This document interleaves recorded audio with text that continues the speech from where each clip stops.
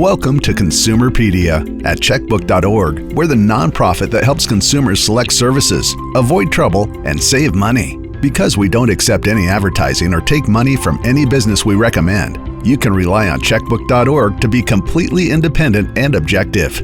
Now, here's the host of Consumerpedia, America's consumer expert, the ConsumerMan, Herb Weisbaum. Welcome to Consumerpedia, the brand new podcast from checkbook.org. I'm Herb Weisbaum, also known as the ConsumerMan. I'm a contributing editor at checkbook.org. For this first episode, we wanted to tell you all about Checkbook, who we are, what we do, and how we're different from all the other groups offering consumer advice and ratings. Future episodes will provide practical information on everything from hiring contractors to spotting fake sales. We'll premiere our first topic on Thursday, October 21st, and release new episodes every other Thursday. So make sure you subscribe to Consumerpedia on Apple Podcasts, Google Podcasts, Spotify, Stitcher, or wherever you listen to podcasts, and that way you'll never miss an episode. All right, let's get started. Here to help us with this first podcast, my boss and friend, Kevin Brasler, executive editor of checkbook.org. Hey, Kevin.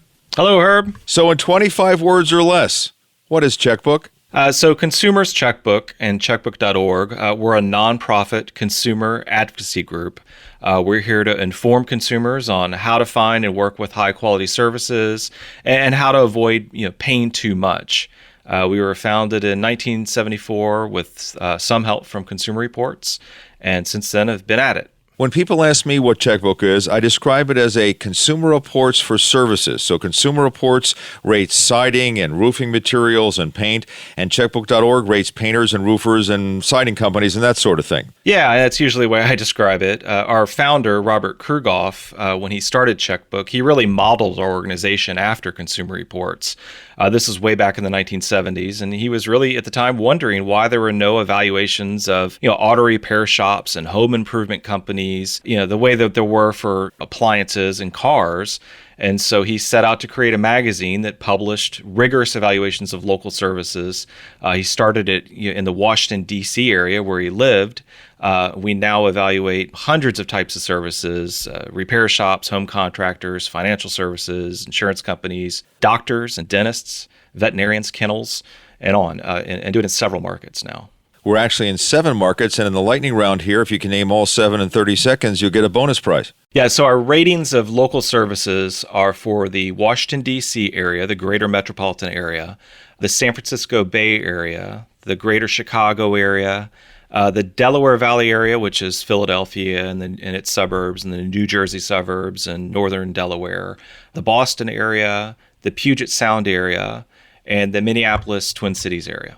And aside from ratings, Checkbook now also gives advice on all sorts of things. I write a column about once a week on scams and fraud and being aware of different consumer issues. And you talk about these kind of things along with just picking a good contractor or service or whatever. Yeah, it's not just ratings, right? So we're here to have offer a lot of advice and info for consumers, nationwide. We've shifted somewhat really recently to reporting more on general consumer issues, covering frauds and just, advice on how to avoid wasting money and examining businesses that tend to abuse their customers. There are lots of groups that claim to rate various products and services. We're not the only ones, but we're completely different from the rest for one big reason. We don't take money from people. We don't get paid. We just tell you the way it is. Yeah, I mean, when we were founded, when I started working at Checkbook more than 25 years ago, there really weren't any other organizations or companies trying to evaluate local services.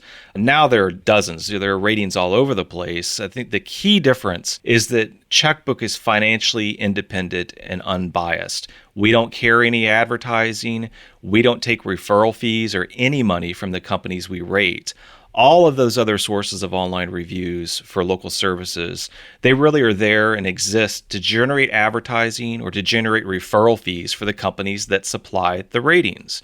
And the companies, they pay a lot of money to get better placement on those sites, or they pay the rating sites a commission when customers hire them through that website. And that's obviously, creates a lot of conflicts of interest. It explains why on many of those other websites, you'll find that nearly every company gets an A or a B grade or gets, 4 out of 5 stars or better. They've really designed their system in a way and average ratings in a way that keeps those companies, their real customers, happy. And we don't do any of that. We don't take money from the businesses. And in fact, a big difference between Checkbook and other rating sites is that when you're using our ratings, you'll find find that there are big differences from company to company in terms of how they rate on quality. So, Kevin, if we're not making money from advertising or skewing the ratings, how in the world does Checkbook do it? Yeah, through subscriptions. We're supported directly by consumers. We charge a small membership fee if you want to see our ratings of local businesses, and many members donate to us above and beyond their member fees. So we're founded by consumers, we're supported by consumers, we work only for consumers. So how does Checkbook do the ratings if we're not getting paid to say good things about companies? We survey our members regularly. We also draw upon a random selection of consumers living in each of our metro areas and invite them in to do the survey. So unlike a lot of other websites, you can't just walk into our survey and start rating businesses. A lot of rating and review sites these days, they're plagued by fake reviews. I've seen some estimates that half of the reviews posted on many popular websites are fake, that they're left by the businesses themselves. We spend a lot of time and money making sure that the ratings we're getting are legitimate. And the best control we have over that is you have to be invited in to do our survey. You can't just walk in and rate a company. You also have secret shoppers. We do. Yeah, we also have a lot of information on how to save money and how to avoid wasting money. We have a team of about a dozen researchers who spend almost all their time doing undercover price research, from calling plumbers for price quotes for a new water heater or asking vets for their costs on neutering or spaying. And sometimes we'll walk up and down the aisles of hundreds of grocery stores and collect tens of thousands of prices to compare costs for groceries. For most of our reports, we have a separate rating for price. So we have ratings from consumers about the quality of service they've gotten, but we also have a separate price rating, which shows people, how companies compare when our undercover shoppers collected prices for very carefully specified jobs. Other rating sites, they don't do that type of work. They might ask their raters to give companies a grade on price, but we find that because most consumers just don't shop around, they really don't have a good handle on whether or not they're paying a fair price or not. So we instead take this process of surveying the companies ourselves, often posing as consumers, so that we're getting unbiased pricing and we can really directly compare companies on cost. And I'm always amazed at how big the price spread is for the exact same job, for the exact same work from one company to the other. I mean, it can be astounding, the difference. I've been here for more than 25 years, and I am constantly shocked that some companies just charge, more than double what others do for the exact same work. That's particularly true of home contractors, but also it's true of vets and dentists and many services that we evaluate. And our constant message is for everyone out there that you really do have to shop around to make sure you're not overpaying. We're doing a lot of that work for our members so that they don't have to do so much shopping around. But even then, you have to make sure that you're getting a good price. I think a lot of people assume high price means quality work, low price means a lousy job. All your surveys show that's not the case. There's always this sense out there that, this saying that, well, you get what you pay for.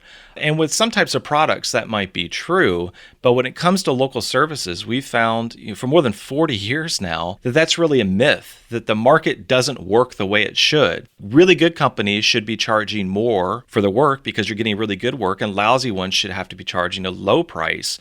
But it doesn't work that way, mostly because most consumers don't shop around. We find that good companies are just as likely to charge you low prices as high prices. There's really no relationship between quality and price. The key is to identify good companies and then from among them, shop around to make sure, among those good companies, to make sure that you're not paying too high of a price, that you're getting charged a fair rate. And those ratings are both for quality and for price. I know I've used some of these companies, and they're very happy to be highly rated by Checkbook. What about the companies that don't do so well? Do you ever hear from them? They ever call up, hey, Brasler, what's going on here? Yeah, well, it used to be when we were really the only ones doing this type of work, putting out ratings that, the phones would ring all day long and the companies would say, how could you say this about me? Where's this coming from? Now, companies are more used to being evaluated, and there's so many places that are purportedly putting ratings out there. The most common complaint we get these days from companies really is that they get an A or B grade with other websites, or a 4-star score or 5-star score with Google or whatever, and we've rated them quite poorly, and they can't understand how that could be. But again, it's because we're reporting really raw percentages from our survey of satisfaction. We're not averaging things out to where they all average out to an A or a B. We're simply really being more honest in how we report the ratings. It helps consumers see that there are really big company-to-company differences in terms of service quality. I want to get back to something we talked about a little while ago, which is really important because I think most people initially think of Checkbook as a rating service, but we're doing so much more these days with basic consumer advice and consumer journalism, looking into cars that are being sold, used vehicles that have unrepaired recalls, how companies play games with you to make you think you're getting a better price when you're really not.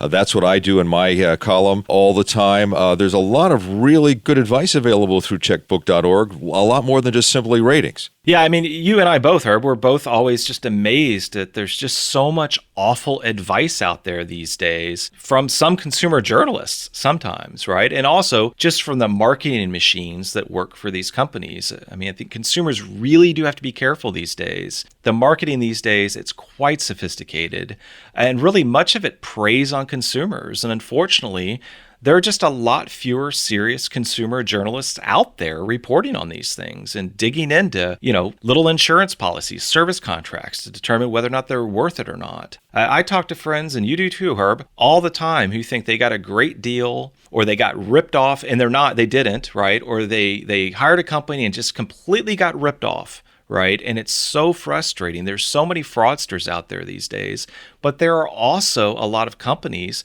that are just they really sophisticated at screwing over their own customers by overcharging them or pushing them to buy stuff that they don't need. Checkbook is more than a magazine. It is more than a website. This is a consumer organization that's looking out for consumers here. It's a lot different from a lot of other places. We're doing a lot of things other than just telling you which plumber to hire.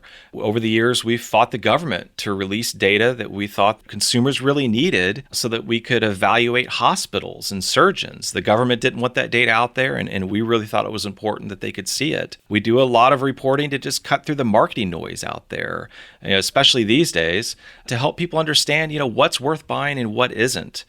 So we'll dig into the details for Apple Care and all these little mini insurance policies that people try to push on you. They're usually not worth the money, we find. We'll often advise consumers of common problem scams and other sales tactics that are used against them. We'll do things like we collected thousands of prices for hotel bookings to see, why isn't there enough price competition among these various websites?